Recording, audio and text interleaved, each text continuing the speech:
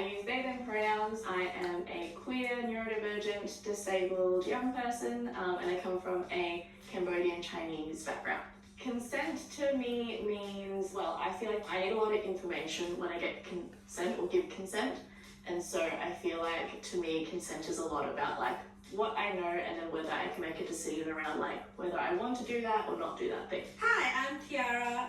My pronouns are they, them. I am queer and genderqueer and disabled and neurodivergent, among other things. Consent for me is about making sure people are on the same page when it comes to taking part in something or even not taking part in something. My name's Ollie, my pronouns are he, him. I identify as disabled. I've got a number of different disabilities that impact my joints and my immune system and also my brain as well. Consent just means feeling respected by whoever I'm with, feeling like I have autonomy and choice. G'day, my name is Karun. I use he, him pronouns. I'm from a diverse background and I'm a youth worker. Consent means willing and engaged and active yes. And that's not just through a sexual context, that's through everything we do in our lives. It also means, having my partner listen not just to whether or not I want to have sex, but also what my accessibility needs are during sex. Consent is important because it's a human right to consent. You want to make sure that when you're going on a journey together, that everyone's on this shared journey, and you want to make sure that everyone on this shared journey with you is having as good a time as possible. Like everyone knows what they're getting into, or they're willing to step into the unknown, but they've made that choice. Consent is important because people deserve to like know what they are going to do or about to do or want to do, and so being able to give consent makes sure people are able to like make that decision. Consent and the law. In Victoria, consent is legally defined as a free and voluntary agreement. In July 2023, the Victorian government made some changes to the law regarding consent. Affirmative consent is now part of the legal understanding of consent. So, what is affirmative consent? Simply put, everyone involved in a sexual act is responsible for checking whether everyone else involved is consenting. None of us can assume that the other person is consenting. Whether it's the first time or the 100th. It's never okay to say, well, they didn't say no, so I thought it was fine. Consent isn't the absence of a no, it's the presence of a yes. Checking in might look like asking, is this okay? Can I touch you? Do you want to keep going? It also means stopping if someone says maybe, doesn't answer, or sounds unsure, uncomfortable. Anyone can change their mind or withdraw consent at any time. What else do the new laws say? The law recognizes some situations where someone can't give consent. In the face of force, harm, or the fear of force or harm of any type. Pretending to use a condom and secretly removing it. Or damaging it so it doesn't provide protection.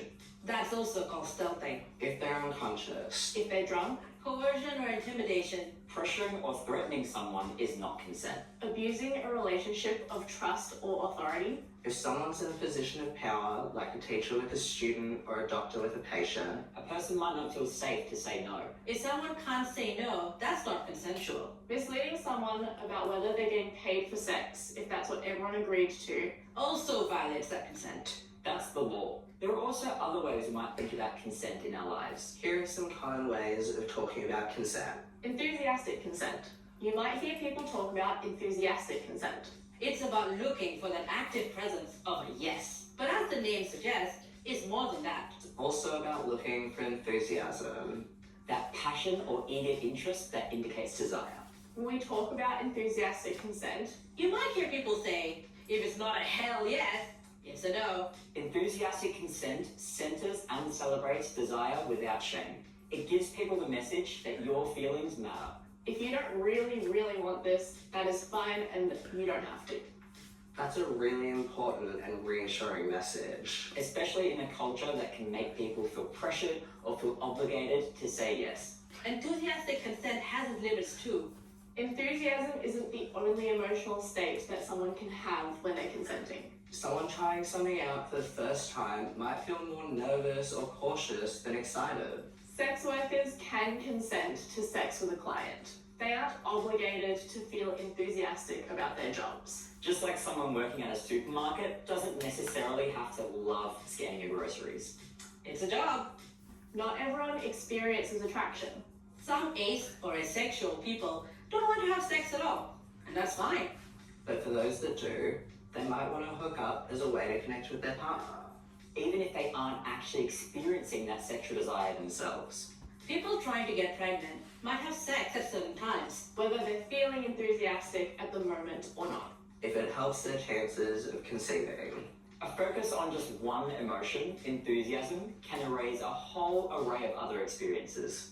Enthusiastic consent can be a very useful and important framework for many people. If you only want to have sex when you're feeling enthusiastic about it, then that's great. It's just not quite a framework we can use as a universal standard. 5 core concepts of consent.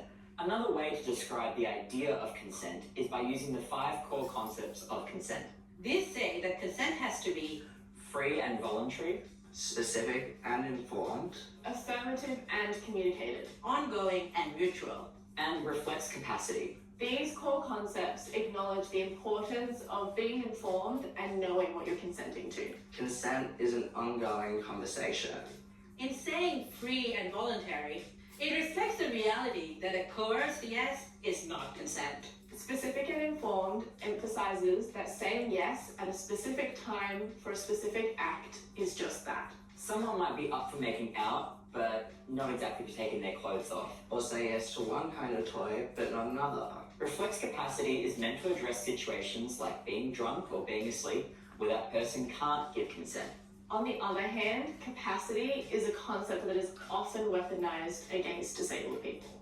We are capable of consent. And deserve the same sexual and reproductive rights as anyone else. When people assume that we can't understand what's happening or don't know what we want, Just because we're disabled, They deny our rights and our autonomy. any definition of consent that addresses capacity but doesn't engage with disabled people is going to fall short for some of us. RAC, risk-aware consensual kink. risk-aware consensual kink, or RAC for short, Is a term that emerged from kink communities to talk about an approach to sex and consent. On its own, RAC doesn't actually give a definition of consent. The consensual in risk-aware consensual kink could refer to affirmative consent or any other standard. In a legal context, that standard will be informed by the laws of the state or country you're in. but RAC does suggest an approach to risk. RAC says that no sex is completely and 100% safe.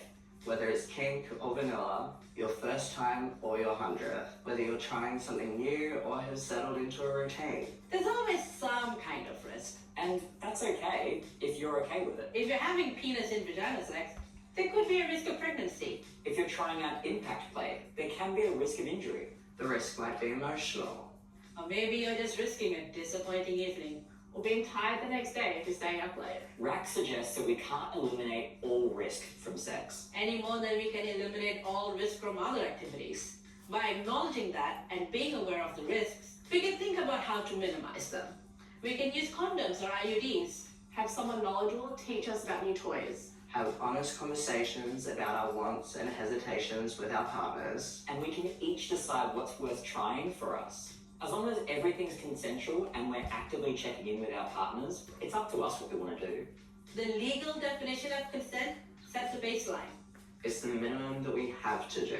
Beyond that, how we think about consent How we make decisions for ourselves, And how we support each other are all evolving.